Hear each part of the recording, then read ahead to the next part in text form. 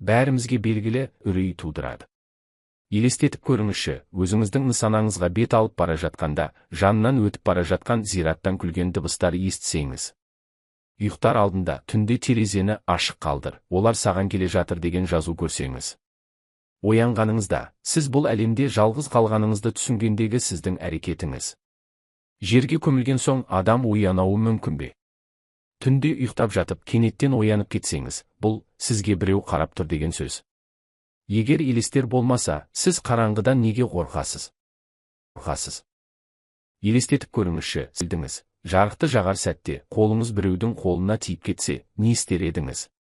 Түнде ұйықтап жатқан сәтте, сіздің терезеңізді біреу ұрды делік, ал сіз 9 қабатты үйдің 5-ші қабатында тұрасыз.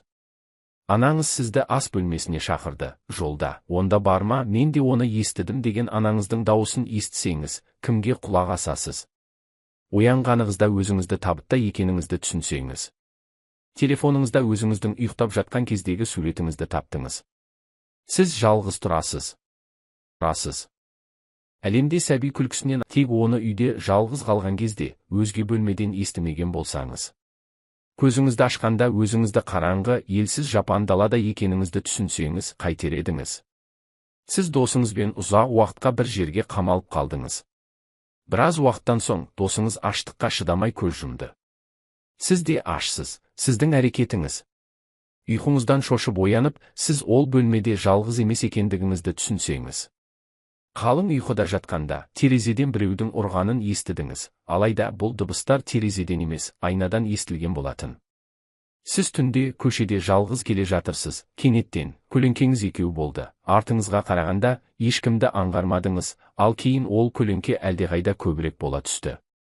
Жаныңыздағы жаннан қателігіңіз үшін кешірім сұрап, жақсы көретініңізді айттыңыз ба? Есіңізде болсын, ешкімде, ештеңеде мәңгілік емес.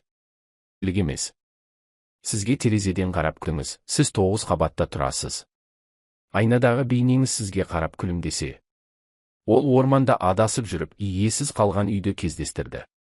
Ешкім келе қоймағандықтан, әрі қатты шаршаңқы болғандықтан, ол ұйқыға жатайын деп шешті. Алайда қабырғада ілулі тұрған қорқынышты суреттердің оған қарап тұрғанынан ұзақ уақыт көз іле алмады. Таңертең ол күн сәулесінен оянды. Қабырғада ешқандай суреттер жоқ еді, бұл жай ғана терезелер болатын. Жұбайыңыз жаныңызға жайғасты, сәлден соң, дәл сол адамнан мен кешіп келемін деген хабарлама келді. Жуынып тұрып, ұзын, қара шаштарыңыз тым көп мөлшерде, жерге түсіп жатқанын байқадыңыз. Алайда сіздің шашыңыздың түсі мүлдем басқа.